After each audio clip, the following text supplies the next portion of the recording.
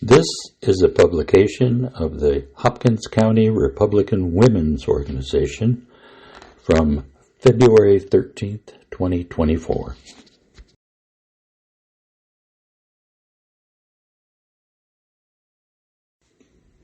Please like and subscribe to our page.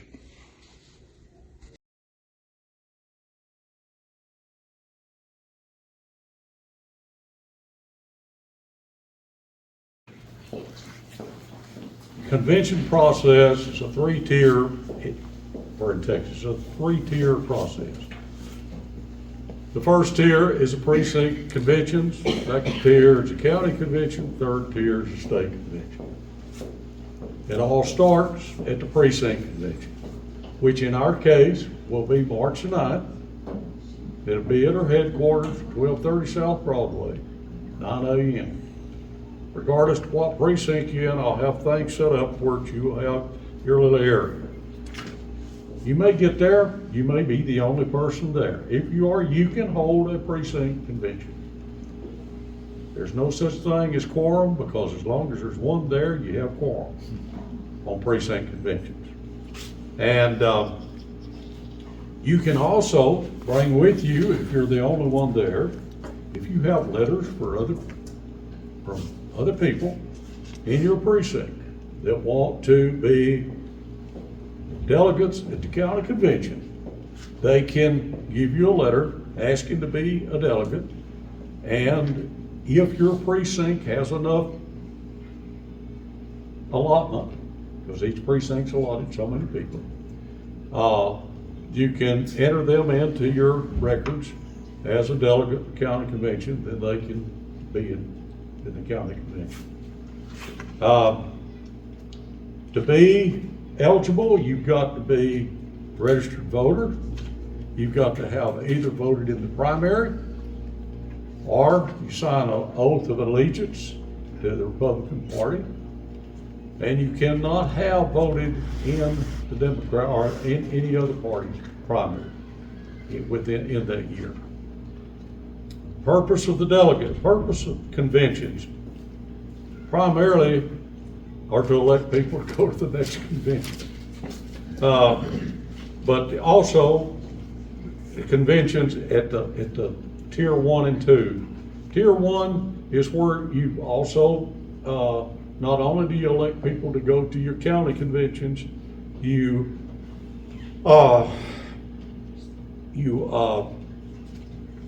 put forth your resolutions, and all a resolution is an idea that's been put on paper. Okay, you have to bring triplicate copies when you come to your convention, and you present it to them, and then that goes into the type it up. You don't have to, but if you want to make it easy on us, type it up in Word format and email it to us, and I'll give y'all email address to email it to at the precinct conventions. You don't have to worry, you've got a script when you go to the precinct convention. I have a script when I run the county convention. And you just follow the script. It's very simple. And if you got a question, I'm gonna be around, floating around there from precinct to precinct. I'll answer your questions, we'll get it done. It's not that big a deal. People think it is, but it's not. It's very simple. And when you've done it as many times as I have, it's really simple. But it'll get us to where we get to the state, to the county convention. Well, now, the county convention will be held March 23rd, 9 a.m. at the Republican headquarters. We have had them always been having them here the last several years at the courthouse, but the acoustics are terrible up there, and the headquarters acoustics are much better, so that way a deaf old man like me can hear a lot better. But we're gonna have it out there, and it'll be at 9 a.m. That time is set by the state. Our precinct convention time was set by the county executive committee of the Republican Party of Hopkins County. We will go there, we'll get there, we will have our credentials committee will certify everybody. Once they do that, then we call a roll. And then I will have y'all seated in delegations from your precinct, because it's important that people set their delegation. Because like 1A, precinct 1A liable to have 14 people. Precinct 1 liable to be allowed 28 delegates. Matter of fact, it's 1 or 1A, one of them is allowed 28, I think, and the other one 14. And everything in the state convention, the state county convention, from county to state, is done on a weighted vote. So if you are at with a precinct that has 28, it's allowed 28 people, and nobody else shows up at county convention, you've got the vote of 28 people. And there might be 14 people from the other one that was allowed 14 delegates. You still got twice as many votes.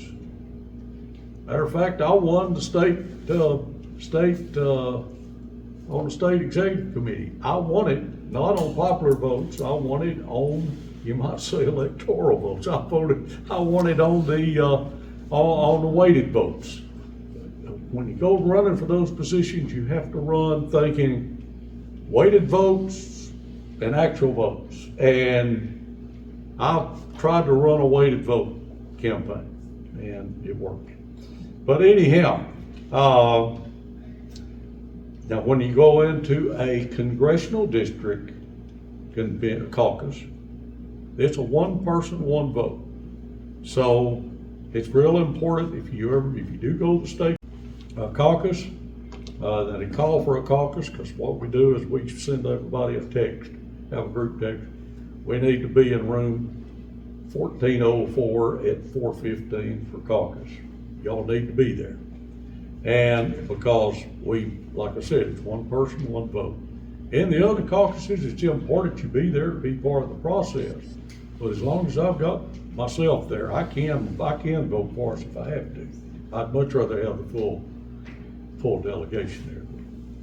But to get there, what we will do is we will, in the county convention, I will have a nominations committee, which I'll pick committees before they're temporary committees. I'll pick temporary committees before the county conventions. And the county conventions, we will have a resolutions, we will have a nomination, we will have a credentialing committee. Those three committees for sure we got. And credentials committee works pretty well over once we convene. But the nominations committee and the resolutions committee, they're the ones that do a lot of the work too, because they get a slate of people names listed to be state delegates, and we will either vote on those as a group, or there's motions that can be made that you can get it to where you vote on them one at a time. If we do that, we'll be there a little while. But hey, if that's what the body wants to do, that's what we'll do. Usually we don't have that problem, because usually we've got more places open than we have people. Last time we had 18 spots. We have what, 12 go, maybe? Something like that. This time we've got 21 spots, because we were successful at getting a lot more people out to vote. In the gubernatorial election, we did texting, hired companies to do texting for us to get people to go out to vote. And we picked up 3 delegates, because that's the way we get delegates, more delegates.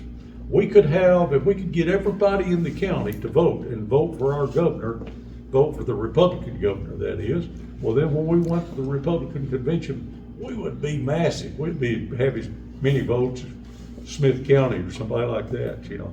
Right now, Smith County in our senatorial district, we're in a senatorial district with 18 other counties. Right now, Smith County has the most votes. I forget how many it is, but it's quite a bit larger than ours. So, but anyway, But when we go to the county convention, it will take probably, with us, it usually takes about an hour and a half because we're required to break for 30 minutes at a certain point. In the script, I have to break for 30 minutes, and that is to allow the resolutions committee to get the resolutions final, in case any has come in. And also it's to allow elected officials that are running, even though the primary is over, there may be runoffs, or they're just wanting you to get to know them, and so they'll come in and talk to us sometimes. Usually I have mine early in the morning like this.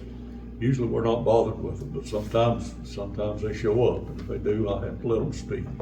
But there's method to my madness of us getting up and starting early, because usually we're through by the time the rest of them get started.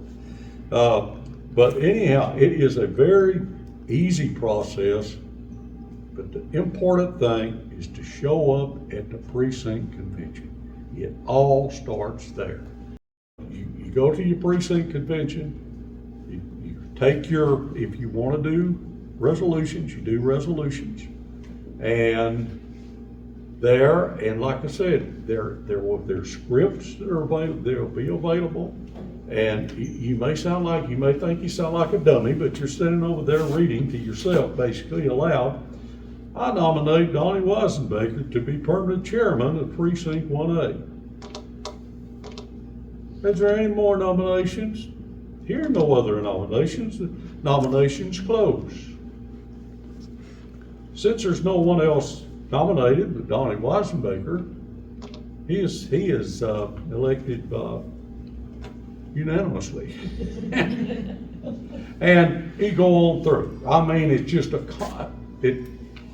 it sounds silly and repetitious, but you fill in all the little forms, all the little blanks. That's what I say. One person can do it.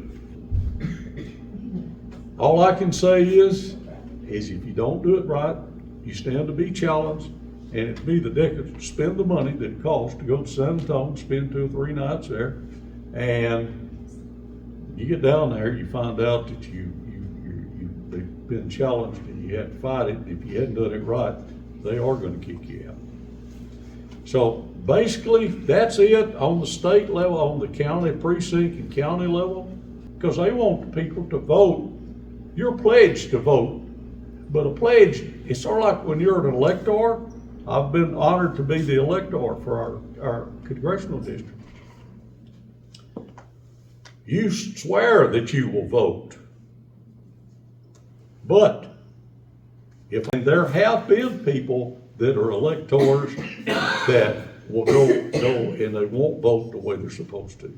But the same way you pledge when I went to 2016, there was 2 of us because of the vote in our congressional district. There was 2 of us that had voted for. There was 2 of us that was sworn to pledge to Ted Cruz, and there was 1 that was pledged to Donald Trump. And the number 3 delegate was Donald Trump. And of course, time we got to the delegate, Trump, Cruz, but he anyhow, it was the first vote we still was pledged to, and we still voted that way, but I think he already had the nomination by the time they got to Texas, but still that's the rules you go by.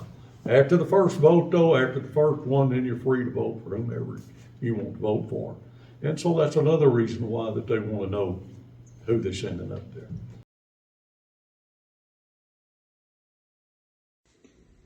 Please like and subscribe to our page.